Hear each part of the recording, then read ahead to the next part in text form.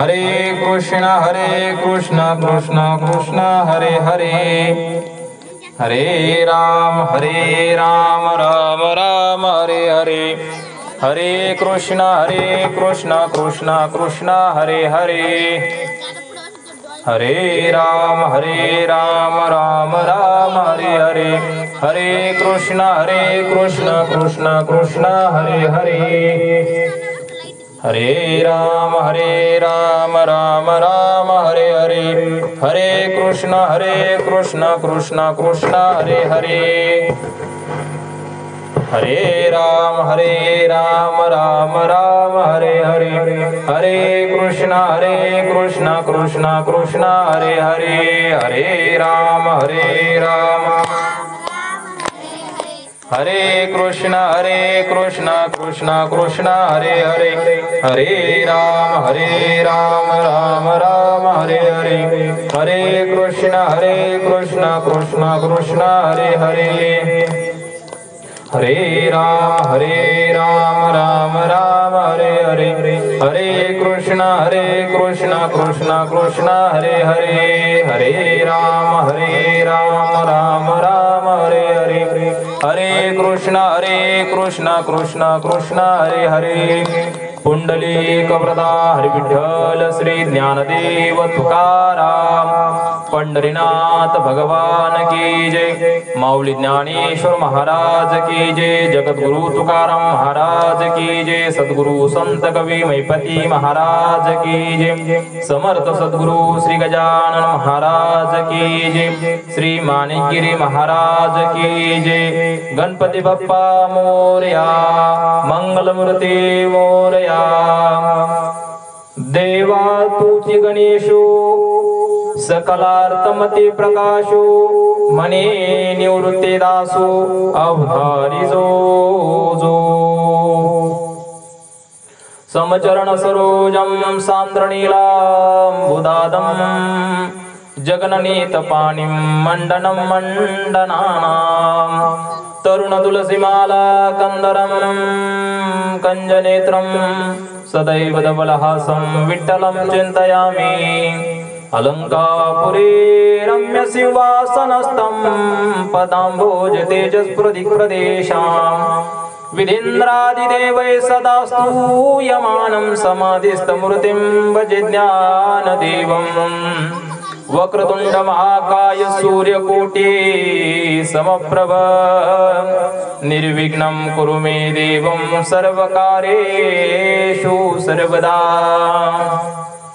सच्चित सुखं परम मंगलमात्मरूपं, जागृत सुषुप्तिरहितं सततं तुरीयं, ध्यानास्थितं पदनतार्थ विनाशिनं तं, श्रीमद्गजानन गुरुं शिरसा नमामि, देवा तुझी गणेशो सकलार्थमती प्रकाशो, मने निवृत्ती दासो अवधारी जोजे, प्रस्तुत प्राप्त प्रसंगी संप्राप्त प्रवचन रूपे सेवेकरता निवडलेली जी ओवी आहे, श्रीमद भगवती ज्ञानेश्वरी मधील अध्याय क्रमांक पहिला, ओवी क्रमांक 2.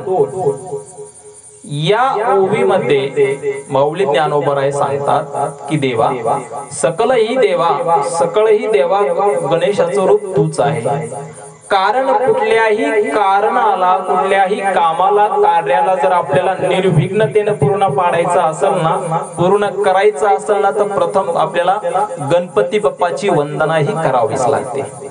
हो, कारण गणपती बाप्पाने जर तुम्हाला त्या ठिकाणी संमतीपत्र दिलं तर तुमचं कार्य निर्विघ्नपणे पूर्ण होतं, आणि जर तुम्ही गणपती जर वंदना नाही केली तर तुमच्या कामाचं काय होतं, करायला जातो गणपतीन होतो मारुती. सगळ्यांचा अनुभव एक नाही, खरंय खोटंय, करायला जात एक आणि होतं एक.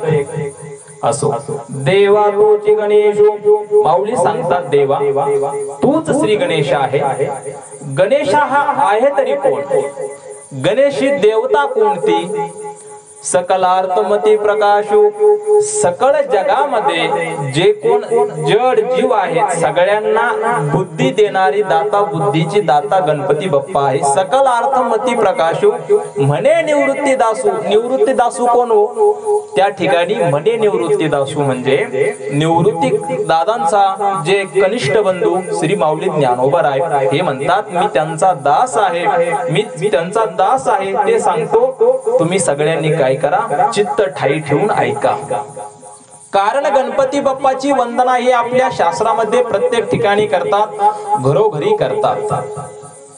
आपल्या या गावामध्ये श्री क्षेत्र वरवंडी श्री माणिकगिरी महाराज यांच्या पदस्पर्शाने पुनीत पावन झालेली भूमी ही वरवंडी गावामधील ही खळवाडी आणि खळवडी ग्रामस्थांनी जो काय या ठिकाणी गणपती या ठिकाणी स्थापना केलेली आहे, अतिउत्तम या ठिकाणी नियोजन त्यांनी केलेलं आहे.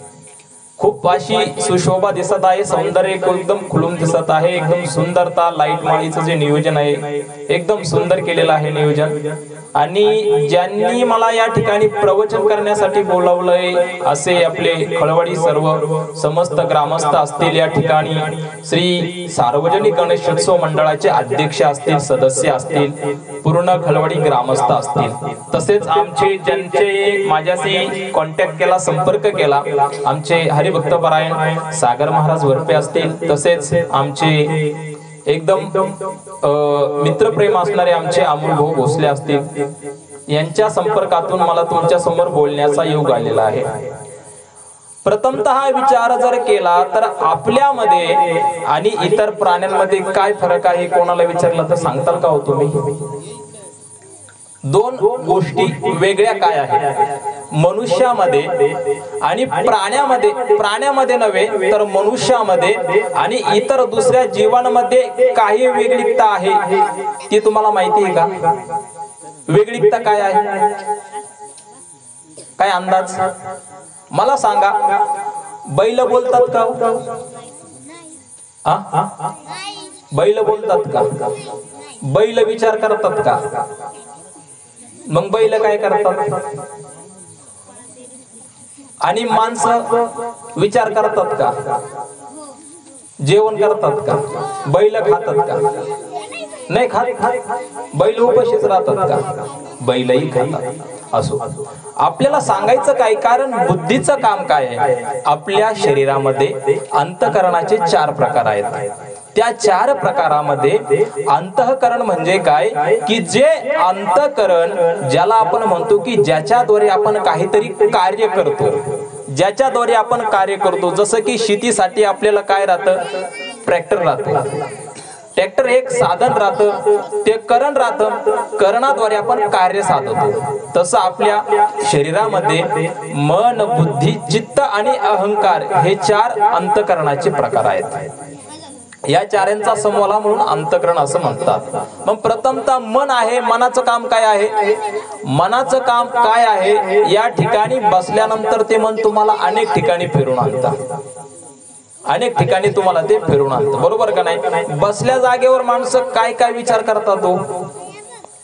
बसलेत गणपतीच्या समोरून जाऊन आलेत पंढरपूरला, खरंय खोटं? माता माऊली हो, खरं खरं सांगायचं, याच्यात जर खोटं वाटलं तर तुम्ही मला 100 रुपये द्यायचे, आणि खोटं जरी वाटलं आणि खरं वाटलं तर तुम्हीच मला 100 रुपये द्यायचे. याच्यात काही खरं आहे का? मी देणार नाही, मी घेणार नाही, तुम्ही देणार नाही. आता मला एक सांगा, सगळे या ठिकाणी सुशिक्षित आहेत, तुमच्यात मी जाडानी, मी काही जास्त शिकलेला नाही, त्याच्यामुळे मी आता मला एक सांगा, पूर्वीच्या काळामध्ये मी तुम्हाला एक काय सांगतो, माझा विषय काय आहे? सकलार्थमती प्रकाश, म्हणजे बुद्धीचं काम काय आहे मला हे तुम्हाला सांगायचंय. पण त्याच्या अगोदर माझे काही प्रश्न आहेत तुमच्या समोर, मी ते ठेवणार आहे आणि मला त्याचं उत्तर तुम्ही द्यायचं. मनी आजी, त्याला कोडे म्हणतात ना, कोड. थोडासा विको कमी करता का? थोडा विको कमी करा. त्याला कोड म्हणते. कोड कळतं का नाही? मनी कोड. आजीबाई, मनी कोड. तुम्हाला मनी कोड कळतं ना? मी तुम्हाला 2 कोडे देणार आहे बरं का. त्या 2 कोड्याचं उत्तर तुम्ही मला प्रवचन संपुस्तर दिलं पाहिजे, लक्षात ठेवा. पहिलं कोड काय आहे, पहिलं कोड नीट ऐका, नाही तर तुम्हीच कोड्यात पडता. तर पहिलं कोड हे आहे, आजीबाई लक्षात ठेवा, तुम्ही लक्षात ठेवा सगळेजण. पहिलं कोड आहे, थोडासा आवाज वाढू दे मग सांगतो तुम्हाला. सगळ्यांचं लक्ष आहे ना? उत्तर भेटन का? नाही तर बघा बरं का, बघा बघा. पहिलं कोड आहे, हिरवी माझी टोपी. लक्ष असून द्या सगळेजण.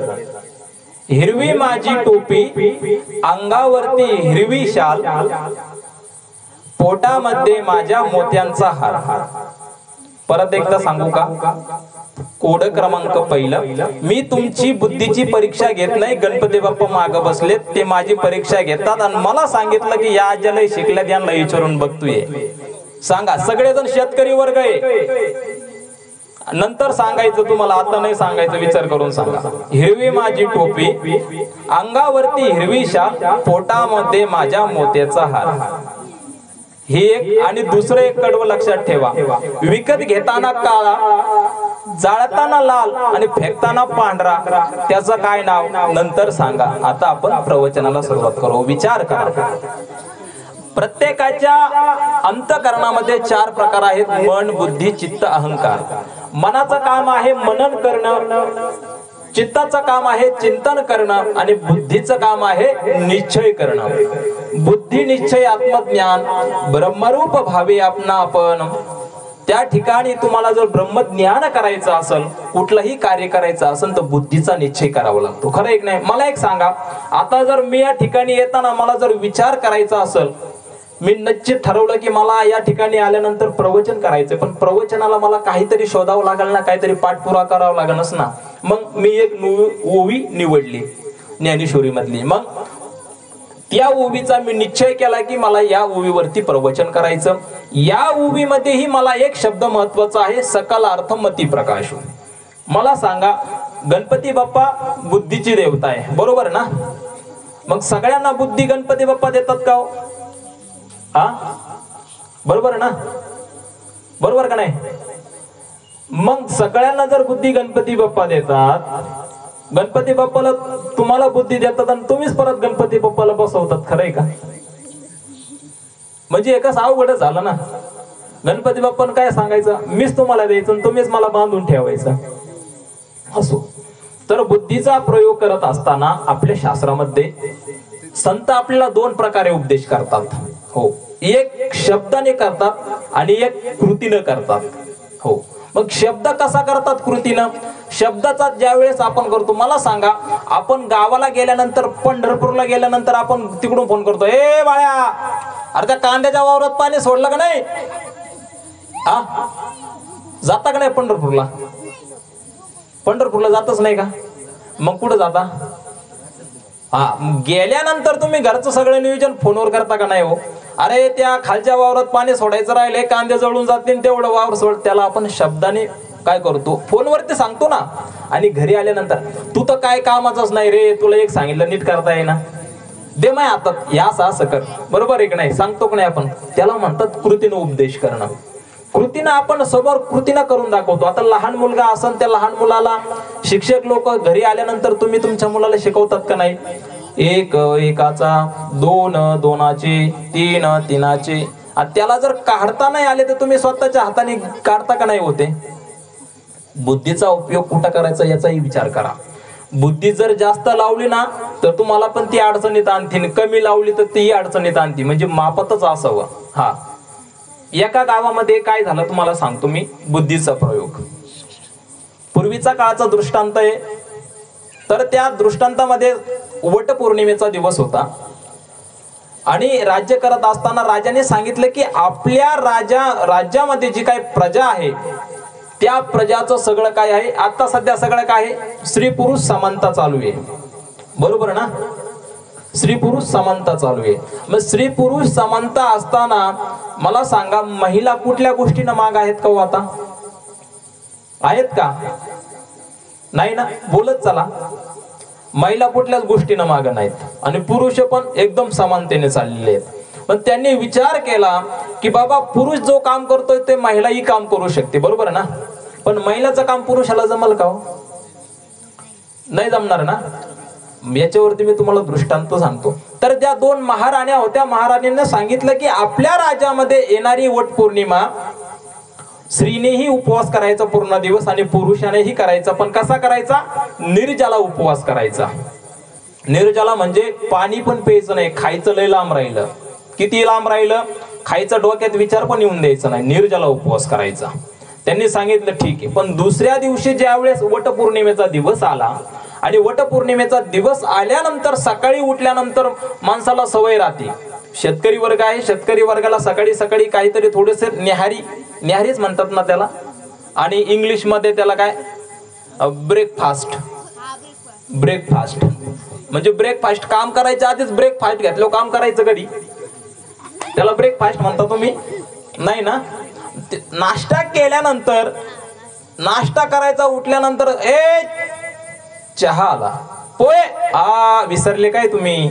आपल्या राज्यात कालच घोषणा झाली वटपौर्णिमेचा दिवस सगळ्यांनी निर्जला करायचा. मग स्त्री असो पुरुष असो कोणीही असो सगळ्यांनी करायचा. आणि आजच्या दिवशी महिलांनी घरातलं काम करायचं नाही. किती आनंद आहे मावशो. तुम्ही म्हणता महाराज रात्रीचे 8 वाजले, दिवसभर काम करून दमलेला, आता म्हणता आजच्या दिवशी काम करायचं ना, आता कसं करावं? आताच नाही, वटपौर्णिमेचं सांगतो मी. वटपौर्णिमा होऊन गेली, आता काय उपयोग आहे? आताच नाही सांगत, जुन्या काळाचं सांगतो. बर, मग मला सांगा, त्यावेळेस त्यांनी सांगितलं की तुमची 3 चरणामध्ये तुमची परीक्षा होणार आहे. पहिलं चरण जो पास होईल त्याला पुढे गेल. मग 3 चरणामध्ये तुम्हाला काय काय काम करायचं? एका प्रहरमध्ये म्हणजे सकाळी 9 ते 12 याच्यामध्ये घराची साफसफाई करायची. त्यांनी एका घरामध्ये सगळं काय केलं, त्या ठिकाणी पसारा मांडून ठेवला, कोणी? महिला मंडळाने. आणि त्याच्यामध्ये महिला मंडळांना काहीतरी कार्यामध्ये अध्यक्ष नेमलं.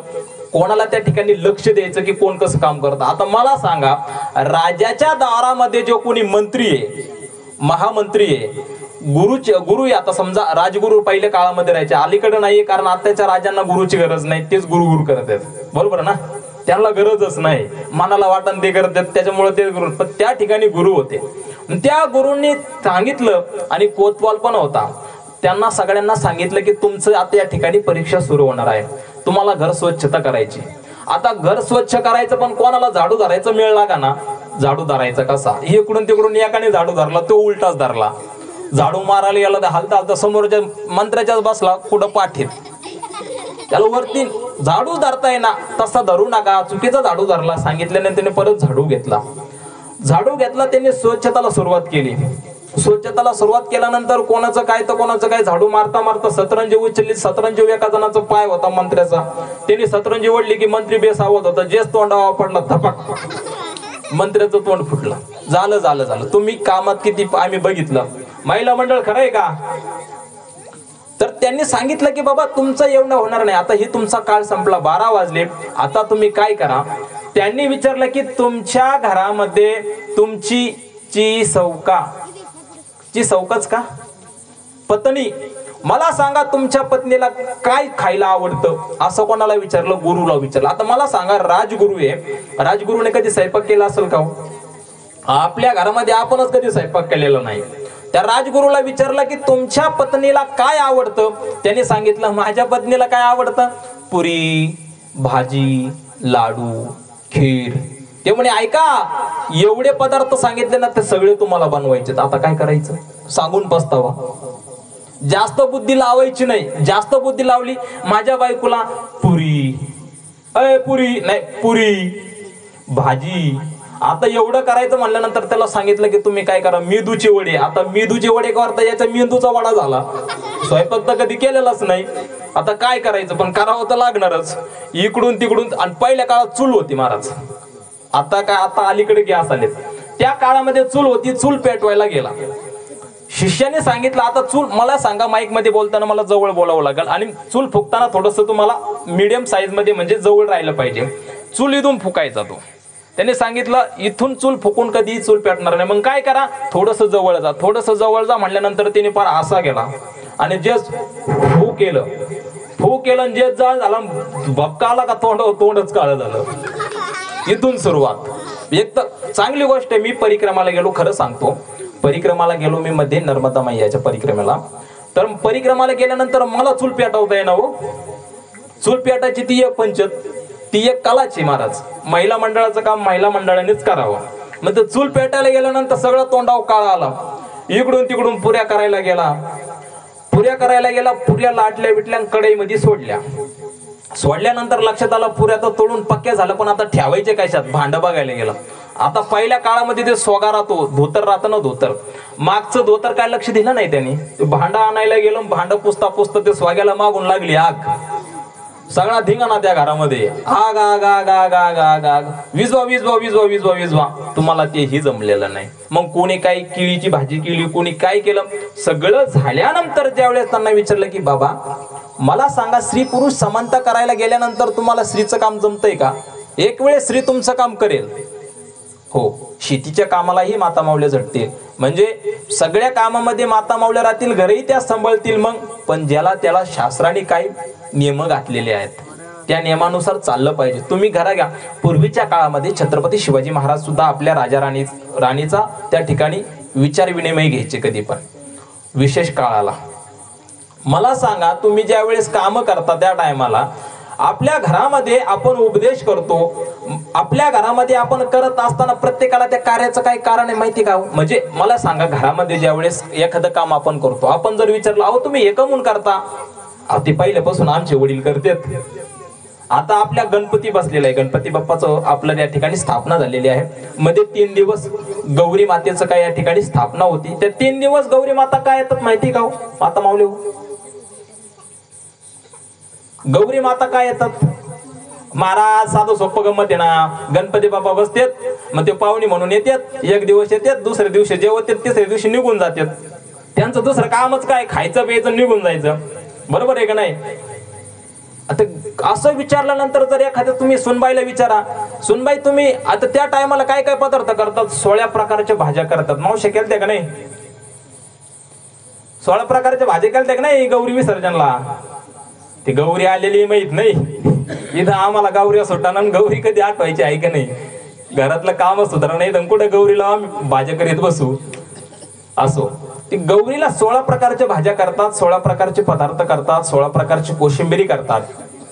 केल्यानंतर मला सांगा, गौरीचा कधी नैवेद्य खाता का हो तुम्ही? गौरीला तुम्ही ज्यावेळेस लक्ष्मीला, त्या गौरी लक्ष्मीचं नैवेद्य कधी खाता का तुम्ही? तुम्हाला विचारतोय आता, या काय यांना काय गौरी विचारता का तुम्ही? गौरी तुम्ही पूजा करता ना, नाही खात ना कोणी. लक्ष्मीचा नैवेद्य कुणीच खात नाही. तुम्ही गणपती बाप्पाचा इथं मोदक खाता, खरं आहे की नाही? खरं सांगायचा, लपायचं कोणीच नाही. गणपती बाप्पाचा मोदक, मंदिरात गेल्यावर देवाचा पेढा, पांडुरंगाचा पेढा खाता का नाही? मग मला सांगा, लक्ष्मीचा प्रसाद का नाही खातो? हा मला माहित नाही, आमच्या सासूबाई खात नव्हते, आम्ही खात नाही, याला काही तथ्य नाही. अंधाकडे जाते ना आपण काय करतो माहिती का? एक सुंदर दृष्टांत आहे. आषाढी वारीचा दिवस होता. आषाढी वारीला पंढरपूरमध्ये अजिबात गर्दी नसती, बरोबर ना? लय गर्दी राहती. आषाढी वारीमध्ये भरपूर गर्दी राहते. एक वारकरी आंघोळीला जात असताना, तीर्थाचा काय नियम आहे, तीर्थामध्ये आंघोळीला जात असताना तुमच्या हातामध्ये एक पात्र असावं. पात्र म्हणजे तांब्या. तांब्या असल्यानंतर तुम्ही तीर्थाला जाता, त्या टायमाला आंघोळ करताना तुम्ही ते तीर्थामध्ये आंघोळ कशी करायचं याचंही शास्त्र आहे. तीर्थाला कधी लात मारायची नाही, म्हणजे तीर्थात कधी पोहायचं नाही. तीर्थाच्या कडेला थांबायचं.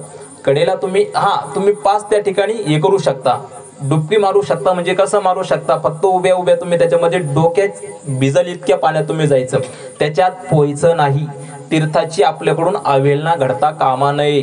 तीर्थ ते तीर्थ राहतं. हो, त्या तीर्थामध्ये आंघोळ करत असताना त्यांनी तांब्या सोबत नेला आणि त्यांनी विचार केला, आषाढी वारी आहे आणि आषाढी वारीमध्ये खूप गर्दी आहे, तांब्या ठेवायचा कुठं?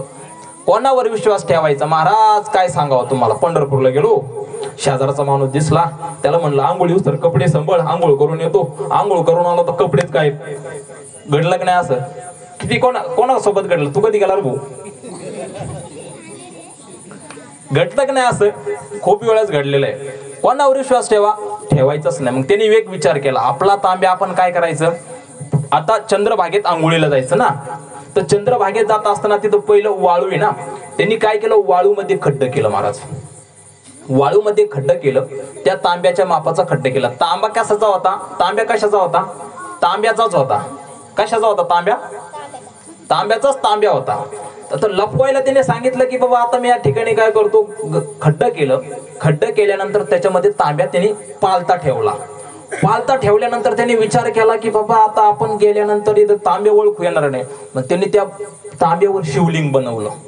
वाळूचा शिवलिंग केला मातीचा पशुपती. परी मातीशी काय मती, शिवपूजा शिवासी पावे, माती माती माझी समावे. त्याने त्या विचार दृष्टिकोनाने तांब्यावरती शिवलिंग बनवला. बघा बर का, बुद्धी सांगतो मी, बुद्धी कुठं वापरायची कुठं नाही, बुद्धी. तर त्याने त्या ठिकाणी ती बुद्धी वापरली. तांब्याचा काय केलं, तांब्या त्याच्या खाली झाकून ठेवल्यावरती शिवलिंग बनवलं. त्यावढ्यात तिथे दिंडी आली महाराज नगर प्रदक्षिणेला. आता नगर प्रदक्षिणाला दिंडी आली, भले 200-300 लोक होते. त्यांनी विचार केला चंद्रभागेमध्ये स्नान करण्यापूर्वीचा काहीतरी विधी असावा.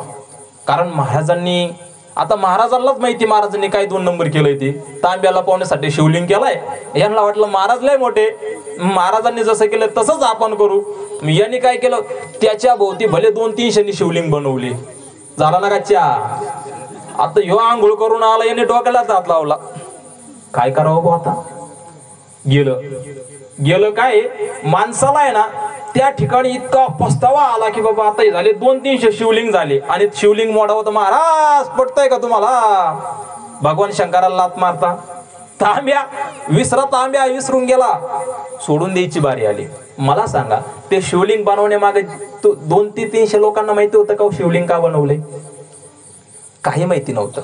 फक्त पहिलं कोणीतरी बनवलेलं दिसलं, आम्ही त्याच्यावरती बनवलं. खरंय का खोटंय? त्याचं काही तथ्य नाही, काही नाही. कुठून काय आलं काही माहित नाही. फक्त आमच्या घरात पहिल्यापासून करतात. यज्ञत आचरती श्रेष्ठ तत्त देवी तरोजना, येथ वडील जे म्हणती तेच पुरुष करती. आमचे वडील जे करतात तेच आम्ही करीत राहतो. आम्हाला त्याच्या मागं काय कारण नाही. पण संत सांगतात तुम्ही बुद्धीचा उपयोग करा. या क्षेत्रामध्ये मी तुमच्या पुढे 2 प्रवचनाचे शब्द सांगतो, कारण की माझ्या बुद्धीमध्ये 2 शब्द आहेत आणि तुम्हाला मी सांगतो कारण तुम्ही मला इथं ऐकताय, कारण माझ्याकडे बुद्धीचा प्रयोग मी करतो. तुम्ही ऐकताय, तुम्ही साठून ठेवतात, तुम्हीही ऐकतात. बुद्धीचा प्रयोग चांगल्या ठिकाणी करायचा. मला सांगा, माऊली ज्ञानोबा सांगतात हरिपाठ कोणाकोणाचा पाठ आहे? ठीक आहे, हरिपाठ नाही, पण हरिपाठामध्ये एक आहे, बुद्धीचे वैभव अन्य नाही तुझे, एक केशवराजे सकळ सिद्धी. मला सांगा बुद्धी कोण आहे हो? गणपती बाप्पाच्या 2 बायका आहेत ना, ब्रह्मदेवाची मानस कन्या 2, सिद्धी आणि बुद्धी. आपण रिद्धी सिद्धी म्हणतो ना, रिद्धी सिद्धी नाही, लक्षात ठेवा, सिद्धी आणि बुद्धी. आजची जो दिवस आहे, आजच्या दिवसाला, आजचा गणपती बाप्पाचा कितवा दिवस आहे? 9वा दिवस आहे. आज 9 दिवस झाले गणपती या ठिकाणी बसलेले आहेत. 9 दिवस झाले. 9व्या दिवसाची सेवा आपल्याकडे चालू आहे. आणि गणपती बाप्पाला आपण दुर्वा वाहतो, याचा काही इतिहास माहिती आहे कोणाला? गणपती बाप्पाला इतिहास माहिती आहे कोणाला? गणपती बाप्पाचा जन्म कसा झाला, काय झाला, जन्माचं काय, गणपती बाप्पाचा जन्म झालेला आहे त्याचाही मी तुम्हाला इतिहास सांगतो. कारण कसं आहे माहिती का, आपल्या हिंदू धर्मामध्ये प्रत्येक गोष्टीला शास्त्र आहे. आणि गणेश पुराणामध्ये वर्णन आलेलं आहे. गणेश पुराण सांगतं ज्या वेळेस गणपती बाप्पांचं पार्थिव पूजन का करतात, मातीचा गणपती का बनवतात, याच्या मागेही शास्त्र आहे महाराज. ज्या वेळेस महाभारत नावाचा ग्रंथ लिहायचा होता, तो ग्रंथ लिहित असताना व्यास मुनींच्या, कोण, नमोस्तुते व्यास विशाल बुद्धे, ज्यांनी आपल्या 6 शास्त्रांचा, 18 पुराणांचा आणि 4ही वेदांचा ज्यांनी अर्थ केलेला काय आहे, वेगवेगळे केलेला आहे, असे व्यास महर्षी ज्यावेळेस त्यांना त्या ठिकाणी महाभारत सारखा ग्रंथ लिहायचा होता, तर त्यांनी विचार केला की हा ग्रंथ लिहिण्यासाठी चांगला पट्टीचा माणूस कोण भेटणार.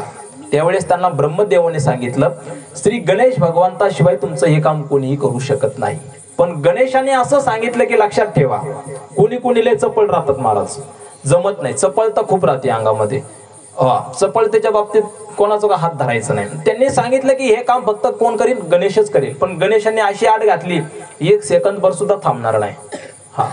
काय लय चपळ राहतात महाराज, अजिबात नाही, चुकीचं का व्हायना पण चपळाईनच करणार. चुकलं तर चुकलं, हुकलं तर हुकलं, पण थोडा विचार पण केला पाहिजे. त्यांनी सांगितलं की मी तुम्हाला सांगतो, जेवढे श्लोक देईल तुम्ही 1 सेकंद बरी सुद्धा थांबायचं नाही. ज्या टायमाला, मला सांगा, मशीन चालू केल्यानंतर मशीनला वेळ लागतो का हो काही? पण माणसं येत ना. गणपती बाप्पाला ज्यावेळेस त्यांनी श्लोक सांगायला सुरुवात केली, गणपती बाप्पांनी लिहिण्यास प्रारंभ केला, मी तुम्हाला सांगतो काय गणपती बाप्पाची पार्थिव पूजा का करतात बरं का, लक्ष द्या. तर गणपती बाप्पा लिहायला बसल्यानंतर गणपती बाप्पांना त्या ठिकाणी थकवा जाणायला लागला, अंगातून लिहित असताना घाम आला, घाम येत असताना त्यांना त्या ठिकाणी गरमी जाणवायला लागली. गणपती बाप्पांचा थकवा कमी व्हावा म्हणून त्यांनी त्या ठिकाणी एसी लावला. काय लावला?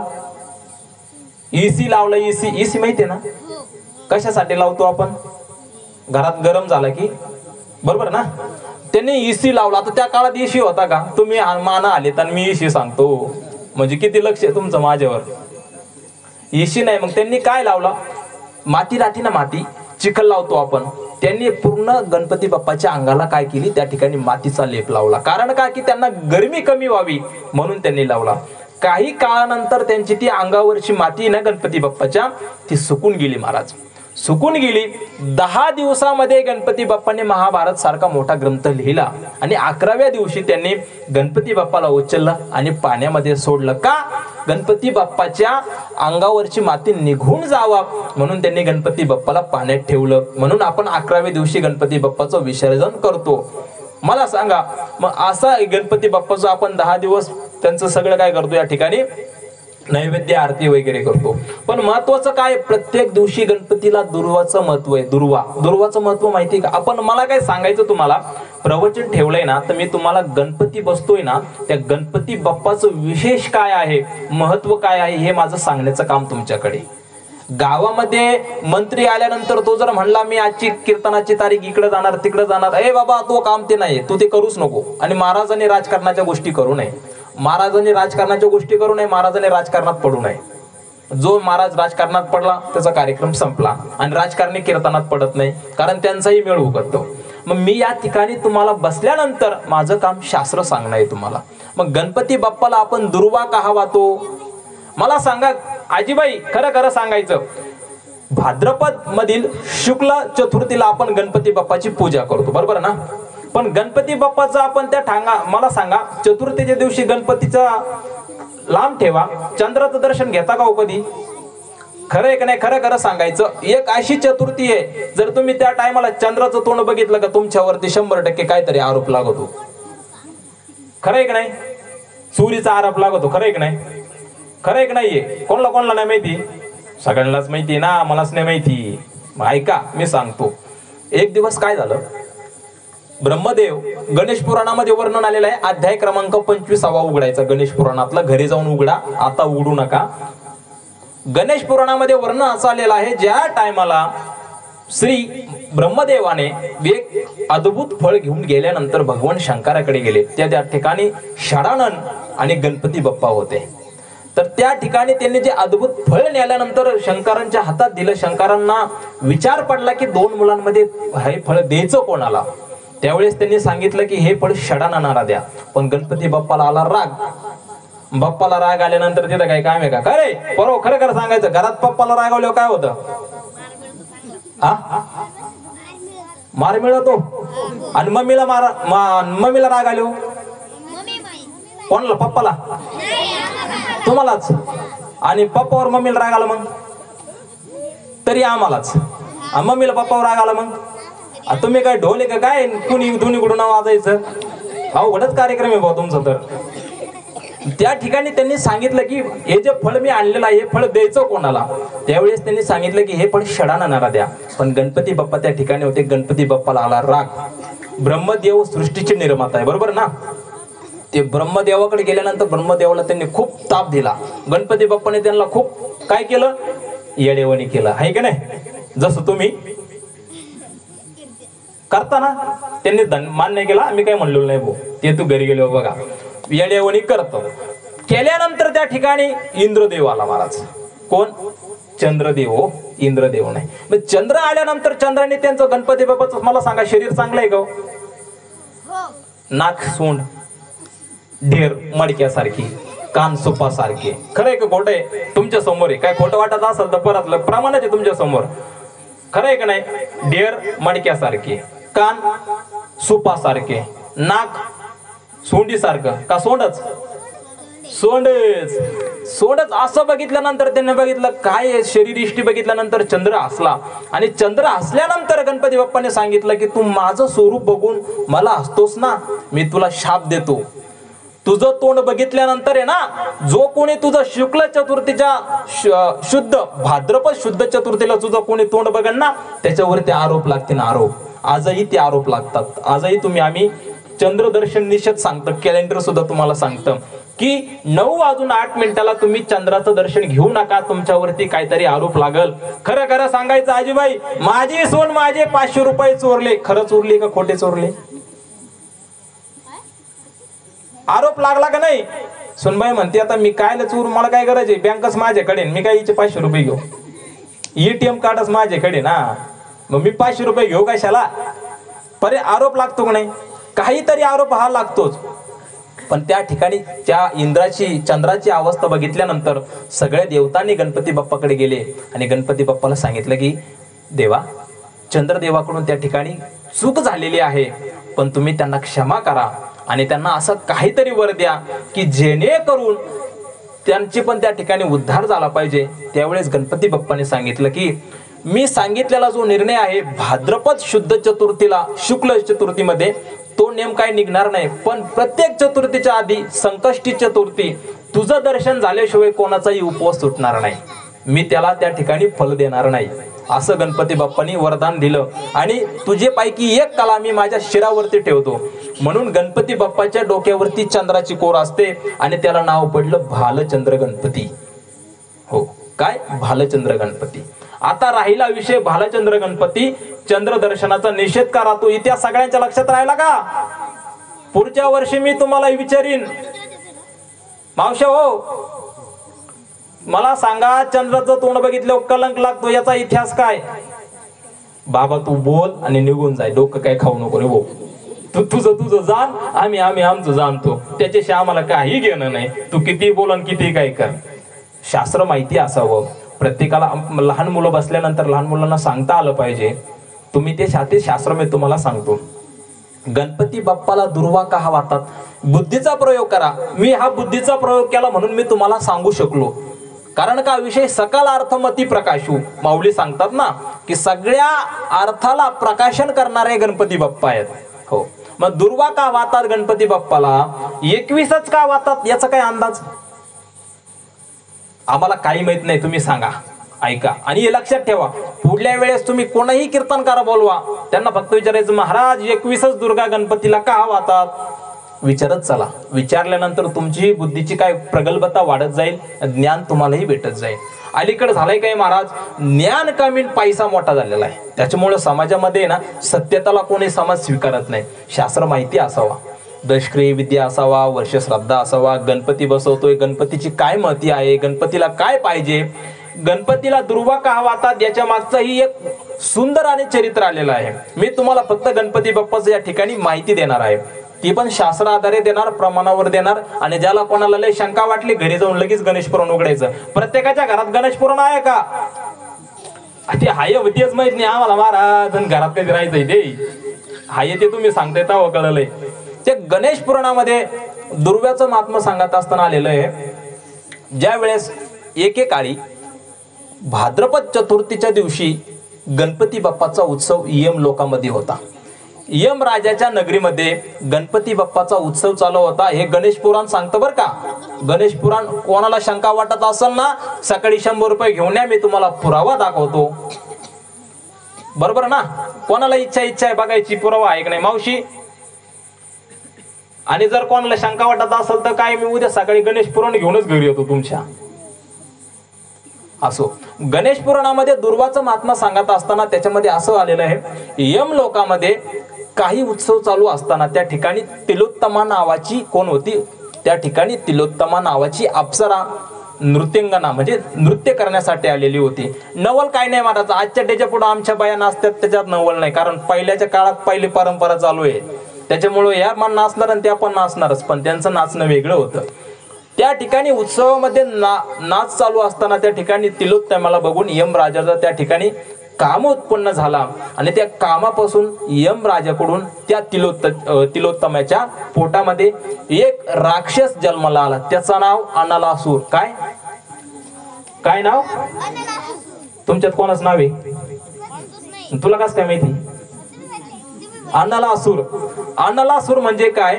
तो जन्माला आल्यानंतर त्याच्या डोळ्यातून फक्त अग्नी निघत होता महाराज. काय? पूर्ण अग्नी निघायचा महाराज. जो कोणी त्याच्या समोर येईल ना त्या अग्नीने त्याची दहाता व्हायची आणि तो माणूस जळून खाक व्हायचा.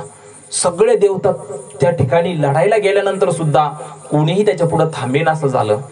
भगवान ब्रह्मदेवाकडे गेल्यानंतर ब्रह्मदेवाने सांगितलं हे डिपार्टमेंट आमच्याकडे नाही, आमच्याकडे सांभाळायजोगत नाही. मग भगवान विष्णूंकडे जाऊ. भगवान विष्णूंनी हे सांगितलं मीही याचं काहीही करू शकत नाही. याचा फक्त आणि याचा अवतार कार्य संपवायचा असेल, याचा वध करायचा असेल तर फक्त श्री गजानन महाराजच लागतील. कोणते?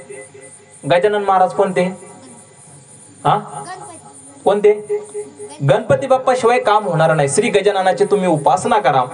गजानन गणपतीची उपासना केल्यानंतर त्यांनी सगळ्यांची एकजूट झाली आणि त्यांनी विचार केला गणपती बाप्पाकडे गेल्याशिवाय आपल्याला गत्यंतर नाही, पर्याय नाही. आणि गणपती बाप्पाकडे सकळ देव गेले आणि सकळ देवांनी विनंती केली, हे गणराया आमच्यावरती भारी संकट आलेलं आहे. तुझं नाव आहे विघ्नहर्ता. सगळ्यांचं काय करतो तू? विघ्नांचा विनाश करतो. आणि त्या ठिकाणी सगळ्यांचे काय करतो? कार्याला तू काय करतो? चांगल्या ठिकाणी प्रारंभ करतो, विघ्न दूर करून कार्य सफलता करतो. तसं तुम्ही आमच्यावरती आलेल्या विघ्नाची तुम्ही काय करा? दुरिता करा. त्यावेळेस गणपती बाप्पाने सांगितलं की मी बालरूप धरून या अनलासुराचा काय करील? वध करील. आणि हे सांगले त्यांची चर्चा चालू असताना अनलासूर त्या ठिकाणी आल्यानंतर सकळ देवता खकान झाले महाराज. पुढे पळून गेले.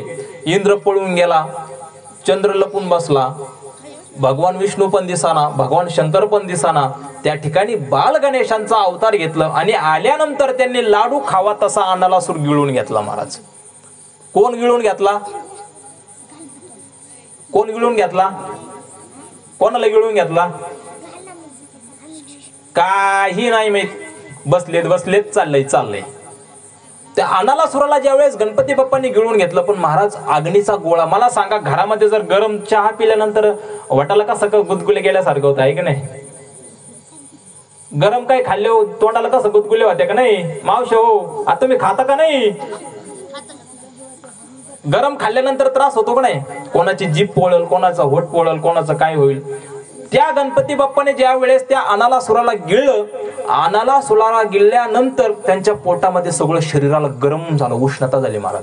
उष्णता झाल्यानंतर थांबवायची कशी ती उष्णता असा विचार करत असताना वरुणाने त्या ठिकाणी पावसाचा काय केला? पाऊस पाडला महाराज. पाणी सोडलं तरीही शांतता राहीना. चंद्रदेवाने डोक्यावरती चंद्र ठेवला तरीही शरीराची दाहकता काय कमी होईना. मग भगवान शंकराने शेषनागाला पोटाशी बांधलं तरीही त्या ठिकाणी दाहकता कमी होईना महाराज. काय करावं काही सुधरणा. त्या ठिकाणी 88,000 ऋषी होते का महाराज? 88,000 ऋषींनी प्रत्येकाने 21 दुर्वा बांधल्या आणि प्रत्येकाने गणपती बाप्पाच्या डोक्यावरती त्या दुर्वा ठेवल्या आणि गणपती बाप्पाला त्या दुर्वांनी शांतता लाभली. हे दुर्वाचं महत्व आहे महाराज. गणपती बाप्पाला वाहताना दुर्वा वाहता का नाही कधी? का दुरूनच जे हो बाप्पा दुर्वा बिर्वा काय नाही, आम्हीच दुरून राम राम करतो, तसं काय करत नाही ना? दुर्वा वाहत जा गणपती बाप्पाला. दुर्वा एक जरी दुर्वा वाहिली ना, एक दुर्वा, तरीही तुमच्या घरामध्ये सगळे विघ्न पळून जातात. माणसाने कधीही कोणाची अवहेलना करू नये. बुद्धीचा उपयोग करायचा ना तर परमार्थासाठीच करा. त्या गणेश पुराणामध्ये एक उदाहरण आलेलं आहे. एक सुलभ नावाचा राजा, त्याची जी पत्नी होती तिचं नाव समुद्र, आणि त्यांच्या दारामध्ये आलेला मधुसूदन ब्राह्मण यांचा एक घडलेला प्रसंग आहे महाराज. एकच दुर्वा तुम्ही 21 सांगितलं ना, एकच दुर्वा. एक दुर्वेचं महत्व आहे. ज्या टायमाला तुमच्या दारामध्ये जर अतिथी आली ना, माऊली ज्ञानोबा सांगतात अपमानली अतिथी निदैवाची सर्व संपत्ती. तुमच्या घरामध्ये आलेला जो कोणी भिक्षुक असन त्याला भिक्षा देत जा. त्याचा जर अपमान केला ना तर तुमच्या घरामध्ये दरिद्रता येते, लक्षात ठेवा. हो, कारण अतिथीच्या रूपाने अतिथी देव भव, आचार्य देव भव. मातृदेव भव पितृदेव भर आपल्या शास्त्रामध्ये 4 सांगितलेले आहे. अतिथी देव भव, आलेला अतिथी देवच राहतो महाराज. आल्यानंतर भिक्षापात्राला बघितल्यानंतर त्याच्या अंगावरचं वस्त्र बघितलं आणि वस्त्र बघितल्यानंतर त्या ठिकाणी त्या सुलभ राजाला हसू आलं आणि हसल्यानंतर त्या ब्राह्मणाने सांगितलं, तुला लाज वाटत नाही का रे? माझ्यासारखा गरीब आहे ज्याच्याकडे वस्त्र घेण्या इतपतही रक्कम नाही, पैसे नाही, तुम्हाला वस्त्र द्यायचं तर माझ्या गरिबीवर हसतोस ना, तुला मी शाप देतो, तू बैल होशील. बैल होशील म्हणल्यानंतर त्या ठिकाणी त्या सुलभ नावाची राणी समुद्रात त्या ठिकाणीच होती. तिने विचार केला आपल्या पतिदेवाकडून चूक झाली हे मात्र खरं आहे, पण चूक पण काही एवढी मोठी नाही की पार बैलच करावा. तिनेही रागाच्या भरामध्ये माऊली पहिल्याच्या काळामध्ये महिलांचाही शाप पुरुषांना लागायचा आणि पुरुषांचाही शाप महिलाला लागायचा. आता काय कार्यक्रम आहे, तुझा मुर्दा बशिला, हिचा मुर्दा बसत नाही, तिचा मुर्दा उठत नाही, कोणाचं काही होत नाही. कावळ्याच्या शापाने काही होत नाही का? गाय मरत नाही. कावळ्याच्या शापाने गाय मरत नाही, काही होत नाही. अलीकडे तुमचं आमचं काय झालंय माहितीये का? खरा परमार्थ कोणाचाच नाही महाराज. त्या माता माऊलीचा जो पतिव्रता धर्म होता, पतिव्रताचा धर्माचं पालन करत असताना तिला सांगितलं की माझ्या पतिदेवाची जी काही त्या ठिकाणी घडलेली घटना आहे, चूक झाली, एवढी काही मोठी चूक नाही, पण तुम्ही त्यांना शाप दिला ना, मीही तुम्हाला शाप देते, तुम्ही पण गाढव होता ना. आता काय करावं बघा. एक झाला बैल, दुसरा झाला. आता त्याने सांगितल्यानंतर त्यांनी विचार केला की तू एक स्त्री आहे, तुझ्या दारामध्ये आलेला अतिथी आहे, त्या अतिथीला सांगतात, शास्त्रकार सांगतात की अतिथी आल्यानंतर अतिथीला दूर ठेवतात आणि देवाला पुरणपोळी घालतात. देवाला ती मान्यता होत नाही. घरामध्ये आलेल्या पाहुण्याचं तुम्ही पाहुणचार व्यवस्थितच केला पाहिजे, त्याचा अपमान करायचा नाही. त्या ठिकाणी त्यांनी सांगितलं की तू एक स्त्री आहे, तुझ्या स्त्रीच्या धर्माने तू गृहस्थ धर्म आहे आणि गृहस्थ धर्मामध्ये नियम आहे की आलेल्या अतिथीचा स्वागत सत्कार करायचा, योग्य तसा आपल्याकडे ज्या परिस्थिती असेल त्या परिस्थितीमध्ये घरामध्ये केलेली भाजी पोळी असेल ती जेवण द्यायचं आणि त्याचा पाहुणचार करायचा. ते तू ते न करता तू मला शाप देतेस, चुकाही तुम्हीच करायच्या, शापही आम्हालाच द्यायचा. त्यांनी सांगितलं की मी तुलाही शाप देतो, तू चांडाळीन होशील, चांडाळीन. बघा, फक्त रागामुळे एक गाढव झाला, एक बैल झाला आणि एक त्या ठिकाणी चांडाळीन झाली महाराज. असं चालत असताना तिला चांडाळीन झाल्यानंतर तिन्ही तिघांची अवस्था बदलली. एक बैल झाला, एक गाढव झाला आणि एक चांडाळीन झाली. एके दिवशी भाद्रपद शुक्ल चतुर्थीला, शुद्ध चतुर्थीला त्या ठिकाणी असाच गणपती बाप्पाचा उत्सव चालू होता. गणपती बाप्पाचा त्या ठिकाणी स्थापनेचा उत्सव झाला. रात्रीची वेळ झाली, सगळ्यांनी गणपती बाप्पा बसवले आणि रात्रीची वेळ झाल्यानंतर रात्री पाऊस आला. सगळेजण त्या ठिकाणी जे काय मंडळ होतं सगळेजण झोपी गेले. झोपी गेल्यानंतर ती चांडाळीन फिरत असताना भुकेची अवस्था खूप बेकार झाली महाराज.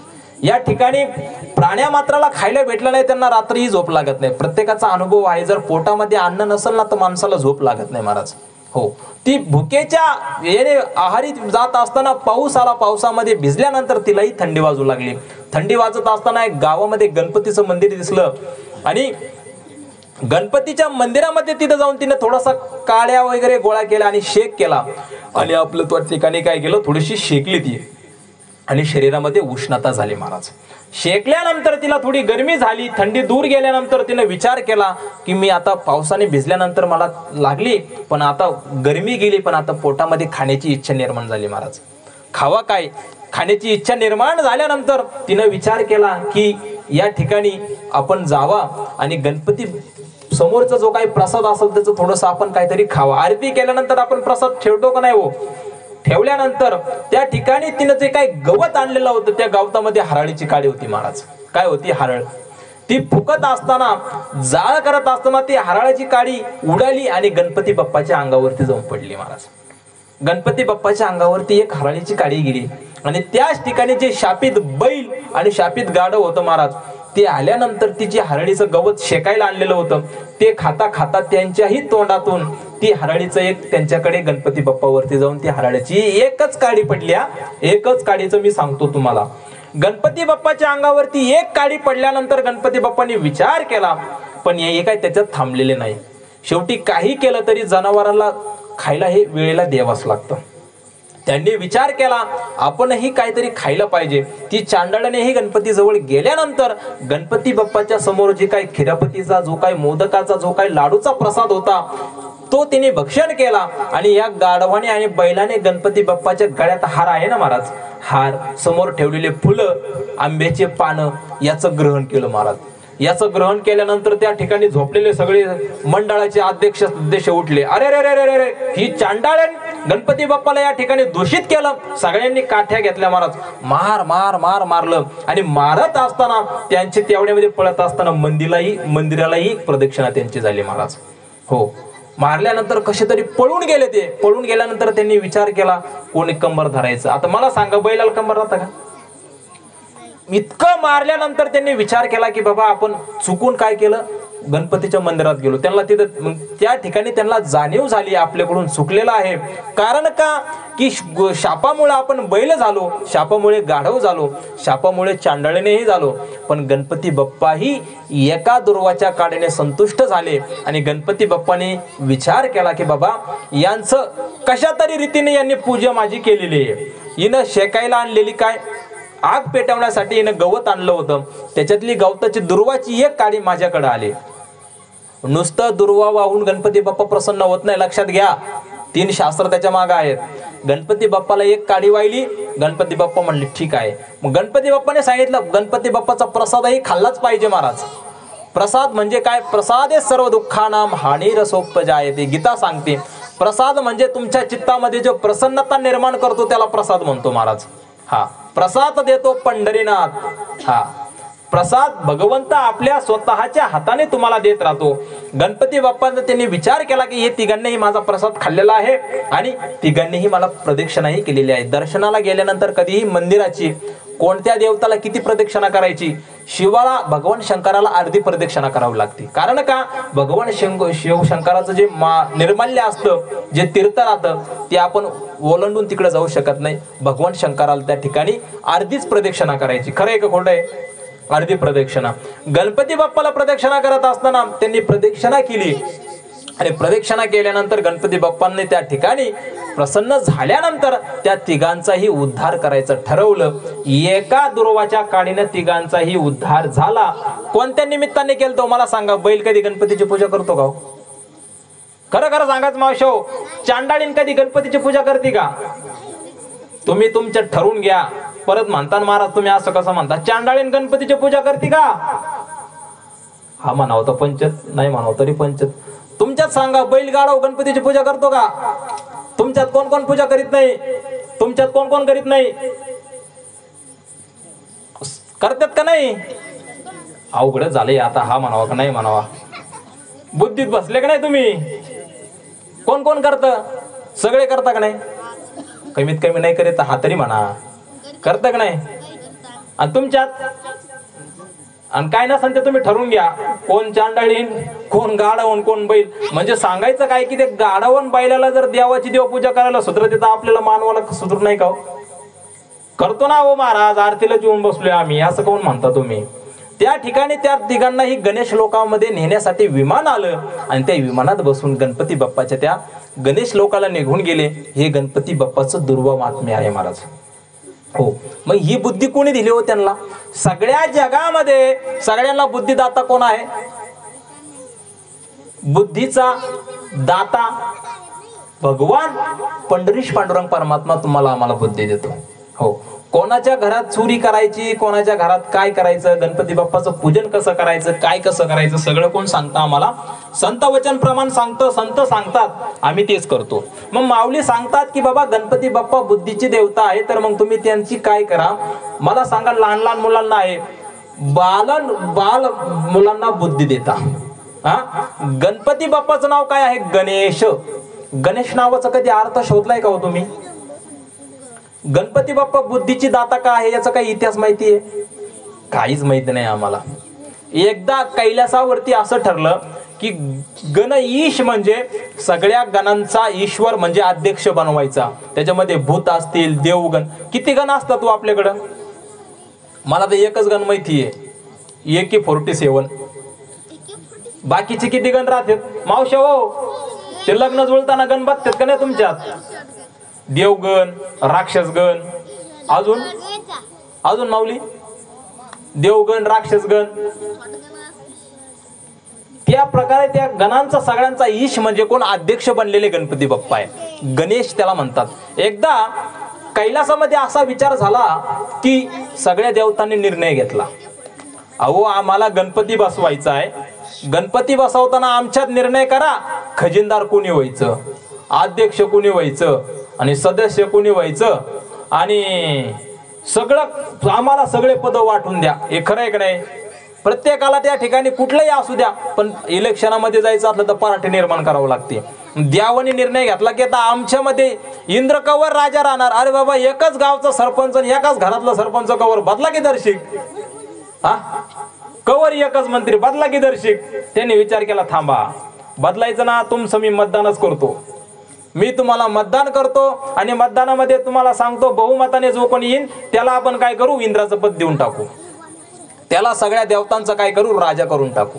त्याने सांगितलं की प्रत्येकाने काय करा, सकल पृथ्वीची प्रदक्षिणा जो कोणी एक नंबर करून येईल तो काय करील, या ठिकाणी गणांचा ईश बनल, सगळ्या देवतांचा ईश्वर बनल, असं त्यांनी सांगितल्यानंतर आता मला सांगा, प्रत्येकाकडे वेगवेगळे वाहन होते महाराज. इंद्राकडं हत्ती, बरोबर ना, कार्तिकेश्वर भगवंताकडं मोर, आणि गणपती बाप्पाकडं बसला का बोंबलत.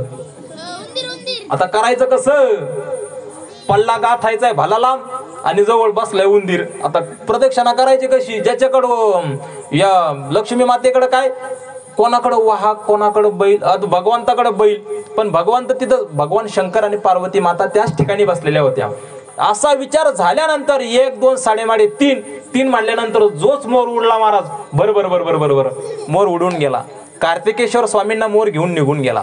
गणपती बाप्पाने विचार केला, आपलं वाहन तर असं आहे, चालू करता करता बॅटरी लवकर डाऊन होती आणि आपल्याला घेऊन जायचं म्हणलं त्याचा काही मेळ खात नाही.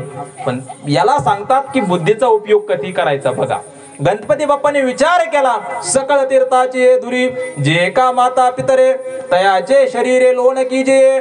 सकळही तीर्थ माझे माता पिता आहेत महाराज. हो, मग त्यांनी विचार केला, अरे सकल पृथ्वी माझ्या आई वडिलांच्या चरणावरती आहे, मग इतक्या लांब पृथ्वीला मी प्रदक्षिणा कशाला करील. त्यांनी महाराज 1 प्रदक्षिणा सांगितले, गणपती बाप्पाने 3 प्रदक्षिणा तिथंच केल्या महाराज, आणि तिथंच हात जोडून उभे राहिले. आणि सगळेजण आल्यानंतर सगळेजणांनी गणपती बाप्पाचा उपहास केला. अरे अरे अरे अरे, काय खरं नाही याचं, याला कसं तुम्ही गणपती बनव, ईश कसं बनवणार, गणेश कसं बनवणार. त्यांनी सांगितलं की बाबांनो, तुम्ही पृथ्वीची परिक्रमा 1 केली, पण यांनी बसल्या जागेवर 21 परिक्रमा केल्यात. किती? 21 परिक्रमा केल्यात. मग मला सांगा, सकल देवतामध्ये गणेश म्हणून त्या ठिकाणी गणपती बाप्पाचं काय केलं, निवड केली, आणि गणपती बाप्पाला नाव पडलं गणेश. सगळ्या गणांचा ईश्वर त्याला म्हणतात गणेश.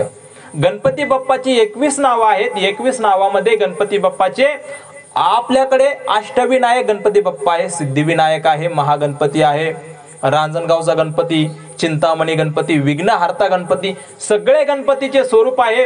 गणेश पुराणामध्ये प्रत्येक गणपतीचं वर्णन आलेलं आहे. कोणत्या राजाने कोणत्या गणपतीची स्थापना केली, मंगलमूर्ती नाव का पडलं, सगळा इतिहास आहे. वेळेच्या अभावी मी तुम्हाला सगळं सांगू शकत नाही, आणि परत ऐकायचं असेल तर परत कधीतरी बोलवा, तुम्हाला नक्की सांगाल. पण एक सांगायचं, कधीही कुठलाही कीर्तनकार बोलवा, प्रवचनकार बोलवा, त्या वेळेला त्या काळाला ते शास्त्र सांगणारा असावा. शास्त्र सांगत असताना माणसाच्या बुद्धीवरती तेही आरूढ झालं पाहिजे, याचाही विचार झाला पाहिजे. हो, बरेच कार्यक्रमाला आम्ही गेल्यानंतर, आता मी त्या कवठ्यामध्ये राहतो ना, कवठ्यामध्ये राहत असताना मला बरेच त्या गावातील ग्रामस्थांनी सांगितलं की महाराज खूप परिस्थिती बिकट झालेली आहे म्हणे. शास्त्र सांगणं कमी झालंय, विनोद जास्त झालाय, मनोरंजन करण्यासाठी नाही, पण पैसे पण खूप जास्त मागतात. मला ज्या वेळेस फोन केला ना महाराज प्रवचनासाठी, मला प्रवचनाला फोन केल्यानंतर त्यांनी सांगितलं की महाराज आमच्या खळवाडीमध्ये कार्यक्रम आहे, असा कार्यक्रम आहे, तुम्ही किती पाकिट घेणार. आता मला तर माहिती, तुम्ही किती जरी नाही मागितलं तरी 5,000च्या कमी तुम्ही मला पाकिट देत नाही. मग मी कशाला काय म्हणू, मावशी हो, खरं आहे की नाही, तुम्हाला कुठं द्यायचे द्यायला तुम्ही आम्हाला, द्यायचे द्यायला तुम्ही आम्हाला, म्हणजे लावा त्याला चुना, अवघडच आहे बा. मग त्यांनी सांगितल्यानंतर त्यांना सांगितलं की माऊली, जी तुमची इच्छा असेल ती मला तुम्ही द्या. कारण आम्ही बघतो महाराज, गोर गरिबांकडे पैसा आहे असं नाही, सगळ्यांकडेच पैसा नाही. घरामध्ये आपल्या घरामध्ये दशक्रिया विधी असेल, वर्षश्राद्ध असेल, कोणाचं कीर्तन प्रवचन असेल ना, तर माणसाला विचार करावा लागतो की बाबा आपला घरातला कार्यक्रम करायचा कसा. मी तुम्हाला सांगतो, उघड उघड सांगतो, गणपती बाप्पाच्या समोर सांगतो, कोणाच्याही घरातला कार्यक्रम असू द्या, तुम्ही देताना ती दक्षिणा दिली तरी दक्षिणा, नाही दिली तरी दक्षिणा, आमचे वाईट लक्षण नाही. कोणाचाही कार्यक्रम असू द्या, कधीही फोन करा, कधीही पाकिटाबद्दल विचारू नका.